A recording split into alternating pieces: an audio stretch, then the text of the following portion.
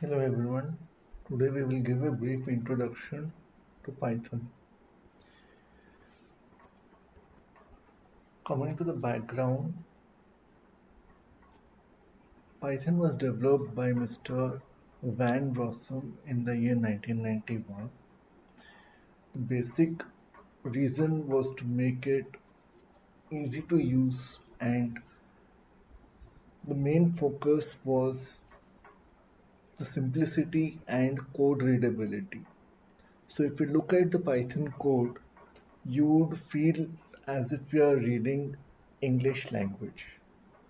It was designed in such a manner so that anybody would be able to read the code very easily.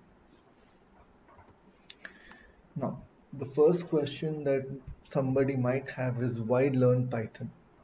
We have so many different languages that we can use for coding, so why Python? The first reason is that Python is extremely versatile. That is, you can use Python for almost any kind of domain, be it the medical field or let's say the manufacturing in industries or the banking sector. Take take any kind of domain that you would be interested in, and you would see some companies, could be some startups or could be some big companies which actually work on Python and give their output in Python. Secondly, Python is very easy to learn. It's an object-oriented language. So it is designed to be extremely logical and extremely clear. So it is very easy to read those particular Python codes and try and learn the language.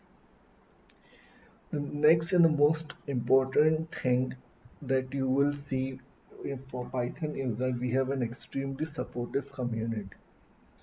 So if you have any particular kind of doubt and if you do a simple Google search, you will see that the doubt which you are having is more or less always asked by somebody else and the answer is already given. So we have an extremely supportive community for the Python language, which is actually going to make our life easier, especially when we are in the learning phase. Now, what are the tasks that can be usually done using Python? The first and the foremost task that can be done is automation. That is, if you want to automate simpler tasks, like let's say you want to search for a particular file, or you want to scrape some information from a website, or let's say you have a specific task that you do on a regular basis. Let's say you're opening a few Excel files and you're doing some calculations. Those particular tasks can easily be automated using Python. Second and the most important task that can be done using Python is machine learning.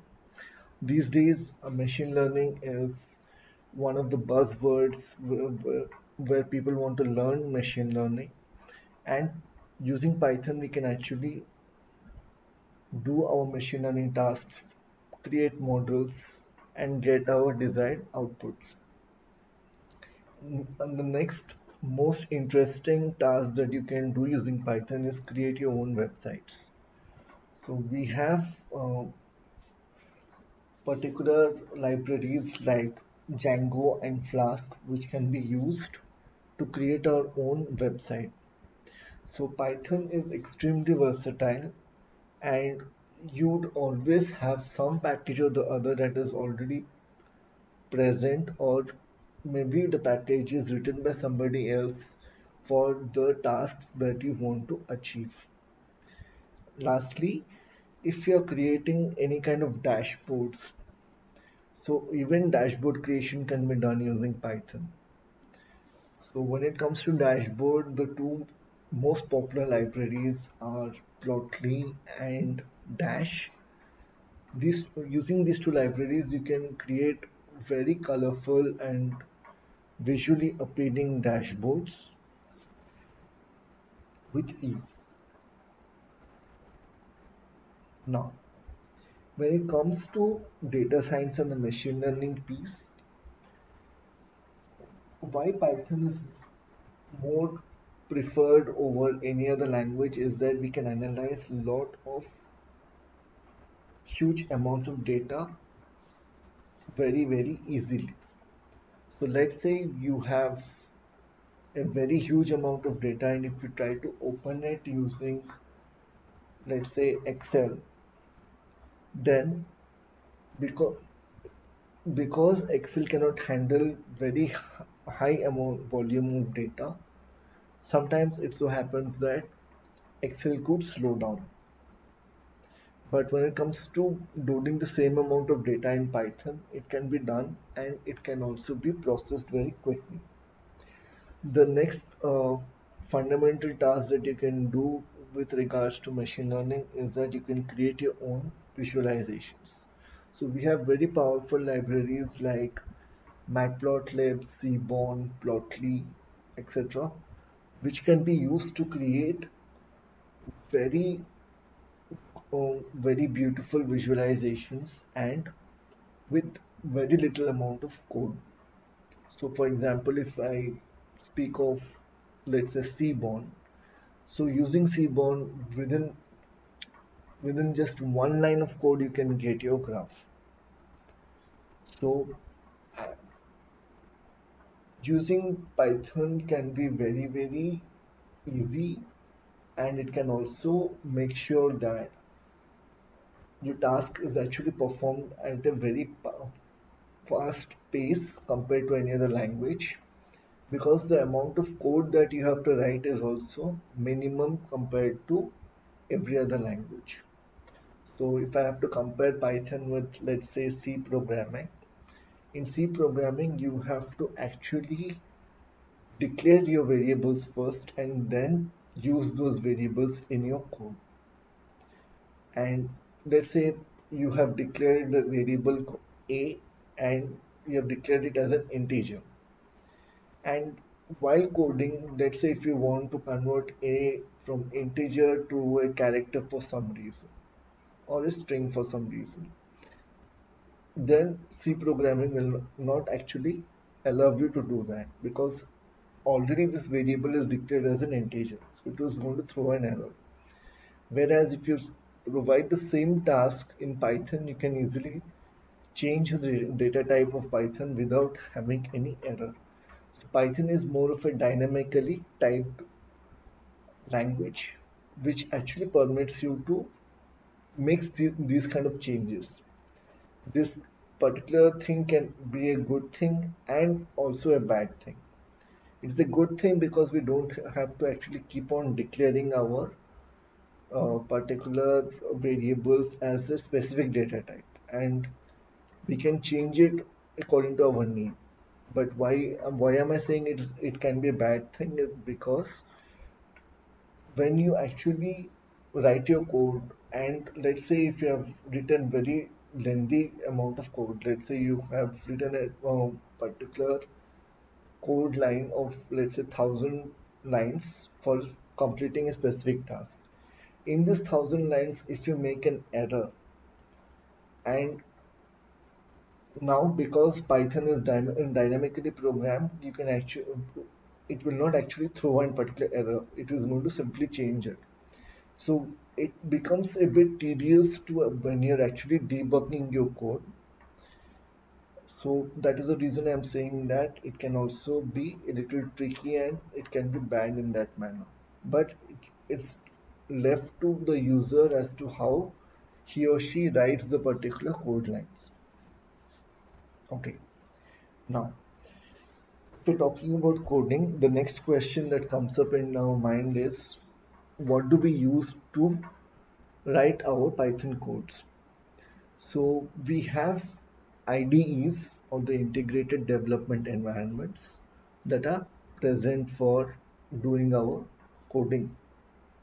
So there are three types of IDEs that are present and which are very popular. One is the Jupyter Notebook. The Jupyter Notebook is actually very advantageous for beginners or people who are just starting out. This is because when you write any code in the Jupyter Notebook, you automatically see the output just below the input line. So you know exactly what is being executed and how Python is actually, what kind of output is Python giving you. That is very clear in a notebook environment.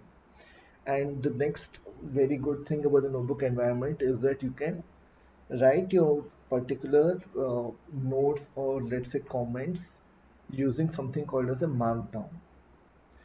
So markdowns actually help you to write these particular comments so that if you complete a particular task and you come back later, you'll be able to see exactly what you have done.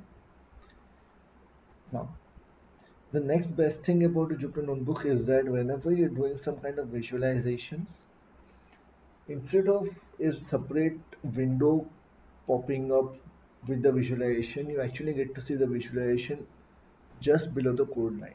So that is the one reason why Jupyter Notebooks is very popular for people who are just starting out in Python. The next option that you can choose is PyCharm or Spider. Both PyCharm and Spider are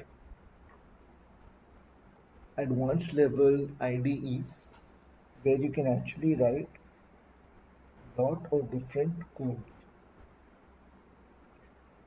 And by that I mean very large programs like the one which I mentioned where you're actually writing out 1,000 line or let's say 1,500 lines of code for completing a task.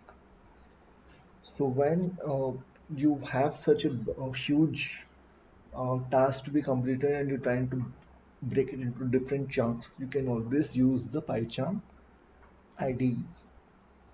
Now, PyCharm or Spider has one advantage over Jupyter Notebook is that it is a complete or a full-blown IDE. So Jupyter Notebooks usually the format is the .py notebook format, which is not directly you cannot open it directly like you can open an exe file. But when you are using PyCharm or Spider, you want to generate what are known as .py files. And .py files can be easily opened like you're opening any file on, let's say, if you're on a Windows system and you're trying to open a particular exe file, you simply double click it and the file will open. Similarly, when you're double clicking a .py file, it directly opens. But you cannot do the same thing using a Jupyter Notebook. Jupyter Notebook, you have to specifically use the Jupyter Notebook environment to open the .py, .ip NV files, or which is known as IPython notebook files. Now, the third variety that we have are the general text editors. Now, we have a lot of different text editors that are available. Two of the most popular ones are one is Atom and the other is Sublime Text. Now, text editors can actually be used for working with different file types, and we usually have you can actually customize your text editor with a lot of different plugins depending on your requirement. And one advantage of a text editor is that it's not specifically designed for Python. So let's say if you're talking about Jupyter Notebooks, if we're talking about PyCharm, these things are specifically designed keeping Python in mind. But when you talk about text editors, it is not specific to only one language. Using text editors, you can actually use multiple languages. So that is the reason why even text editors are also popular. This is what I have for you as the basics of Python. So Thank you very much.